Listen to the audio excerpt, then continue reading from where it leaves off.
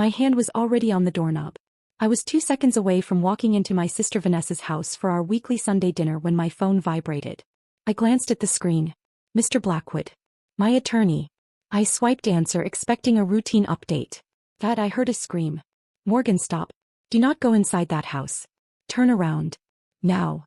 The panic in his voice wasn't professional. It was primal. It froze my blood.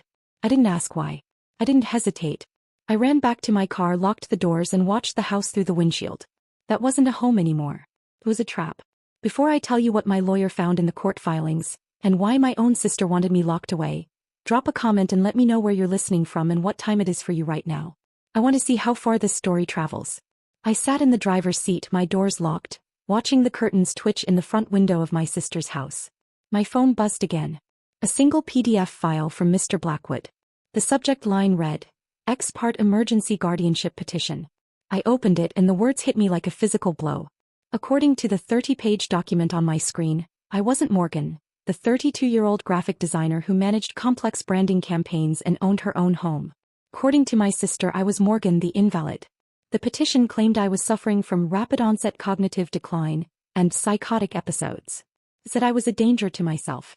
It requested immediate emergency control over my person and my finances, specifically the $8.2 million estate our parents had left in trust. I scrolled, my breath catching in my throat. There were exhibits. Exhibit A, a note from a doctor I had never met, claiming I showed signs of early-onset dementia. Exhibit B, a statement from a neighbor I barely knew, claiming I had been seen wandering the street at 3 a.m., screaming at invisible people. I stared at the dates. That neighbor wasn't even in town on that date. It was a lie. A meticulously crafted, expensive lie. But then I saw Exhibit C, a log of my episodes during family dinners. Slurring words. Dropping glasses. Forgetting simple names. I stopped breathing. Because those things had happened. I remembered the brain fog that would descend halfway through the roast chicken. I remembered the way the room would spin after the second glass of wine. The wine. Vanessa always poured the wine. She always had a special bottle just for me. The good stuff, she called it. She would watch me drink it with a tight, expectant smile, while her husband, Jared, wiped sweat from his upper lip, thinking about the $1.5 million in gambling debt he was trying to hide. I wasn't sick. I wasn't losing my mind. I was being sedated. I leaned my head back against the headrest, a wave of nausea rolling over me that had nothing to do with drugs. How had I missed this? How had I let her do this to me for months? That's the terrifying thing about abuse when it wears the face of love. You don't see the knife because you're too busy looking at the smile.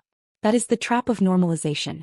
Vanessa had spent years telling me I was fragile, telling me I was scatterbrained and delicate. She chipped away at my confidence so slowly that I didn't even notice I was disappearing.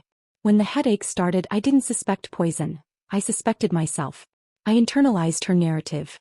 She told me I was broken so many times that when she offered to fix me by taking control, I almost thanked her. I almost handed her the keys to my life because I thought she was my savior. But looking at the legal filing glowing on my phone screen, the fog finally lifted. This wasn't concern. This was a hostile takeover. She didn't want to save me. She wanted to erase me. She needed me incompetent so she could liquidate the Lake Tahoe estate to cover Jared's debts before the loan sharks came calling. I looked back at the house. The warm light from the dining room spilled onto the lawn, looking so inviting, so wholesome. It was a stage set. And I was done playing the role of the tragic victim. I wiped the cold sweat from my forehead. I didn't drive away. I didn't cry. I picked up my phone and dialed Mr. Blackwood back. I read it, I said. My voice sounded different, harder, colder. What do we do? Mr. Blackwood, I said, my voice steady despite the adrenaline flooding my veins. I need you to tell me exactly what admissible evidence looks like in a guardianship hearing. Not suspicion. Not hearsay. Proof. We need a smoking gun, Morgan, he replied, his tone clipped and professional. A toxicology report will take weeks we don't have. We need to catch her in the act. We need a confession or we need to see the poison going into the glass. But you cannot go into that house. It is too dangerous. If I don't go, she wins, I said. She'll spin my absence as a psychotic break. She'll tell the judge I'm wandering the streets, confused and paranoid. I have to show up. Just then a text bubble popped up on my screen. It was from Sophie, my 15-year-old niece. The girl who used to paint watercolors with me on the porch before Vanessa turned our family into a hierarchy. Aunt Morgan, Mom is crushing pills in the kitchen. She put them in the decanter. Please don't come. Say you're sick. I stared at the message. My hands tightened on the steering wheel until my knuckles turned white. Sophie was terrified. She was watching her mother prepare a chemical weapon and her first instinct was to protect me. In that moment, the last shred of my fear evaporated.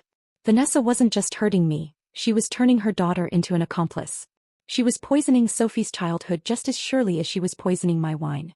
I wasn't running away. Not anymore. I typed back, "I'm coming. Do not let her see you text me.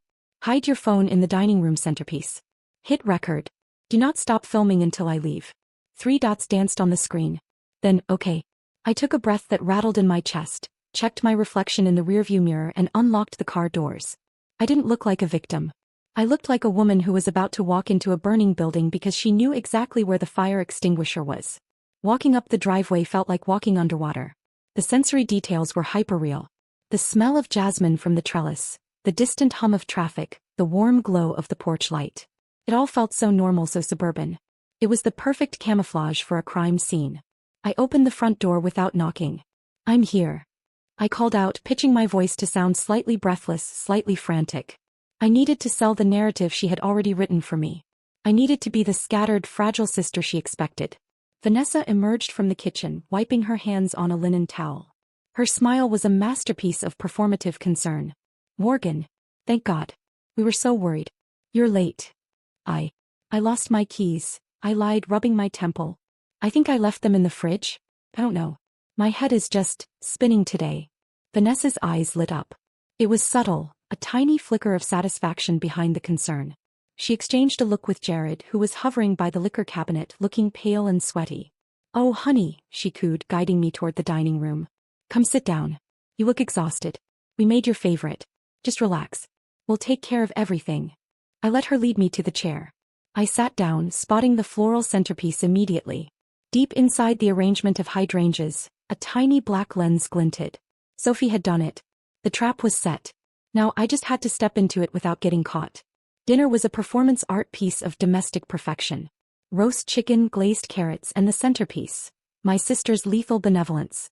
The room was too warm, the air thick with the smell of rosemary and impending betrayal. I sat across from Jared, who was vibrating with anxiety. He kept checking his watch, his leg bouncing under the table. He looked like a man who owed money to people who didn't send invoices. Vanessa stood at the head of the table, uncorking the bottle of Pinot Noir. "I saved this for you," she said, her voice dripping with artificial sweetness. "I know you've been so stressed lately. You need to unwind." He poured the wine. The liquid was dark, heavy. I watched it fill the glass, knowing that in 20 minutes, that glass was supposed to turn me into an incoherent mess. She didn't pour any for herself. She didn't pour any for Jared. Just me. "To family," she toasted, raising her water glass. "To family," I echoed. I lifted the wine glass. The smell was acrid, or maybe that was just my fear. I brought it to my lips, let the liquid touch them, but I didn't swallow.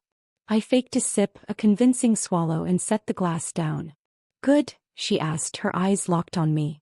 "Strong," I said. We ate in a tension that felt like static electricity. I waited for my moment. It came when Sophie, bless her brave heart, accidentally knocked her fork onto the floor with a loud clatter. Vanessa's head snapped toward her daughter. "Sophie, be careful." In that split second of distraction, I tipped my glass to the left.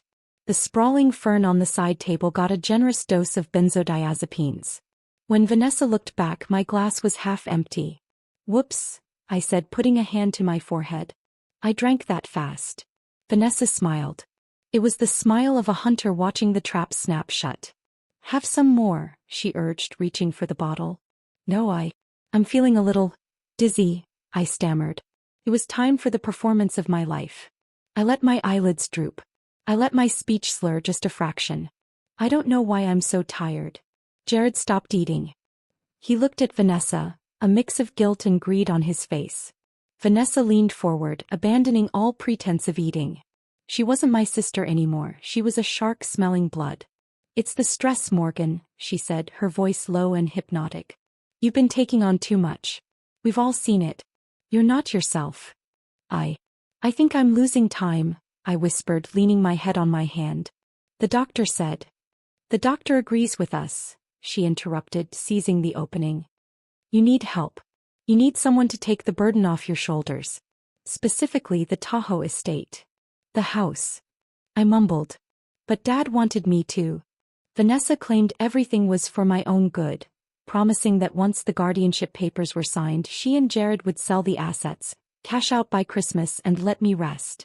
That was the confession. She wasn't worried about my health, she was already spending the money. Sophie's phone was recording. We had intent, coercion and motive.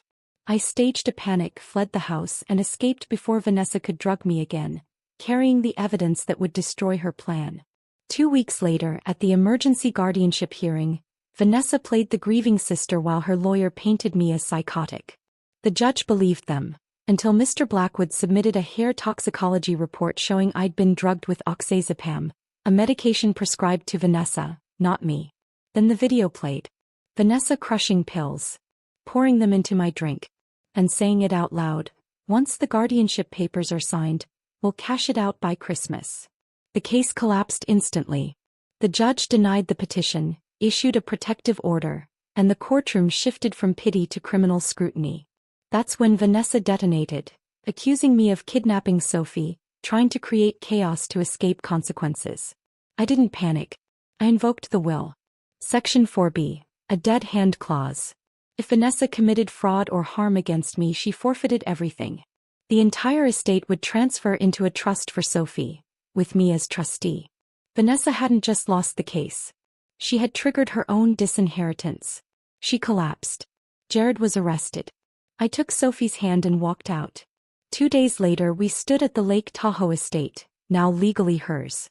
I told Sophie the truth. The money was never mine. My job was simply to protect her from becoming what her mother was. For years I thought my parents had been blind to Vanessa's cruelty. They weren't. They were afraid of it. So they built a trap that only greed would spring. Vanessa wanted to prove I was weak. Instead she proved I was the only one capable of saving this family, by ending the damage at its source. I wasn't the fragile sister anymore. I was the guardian.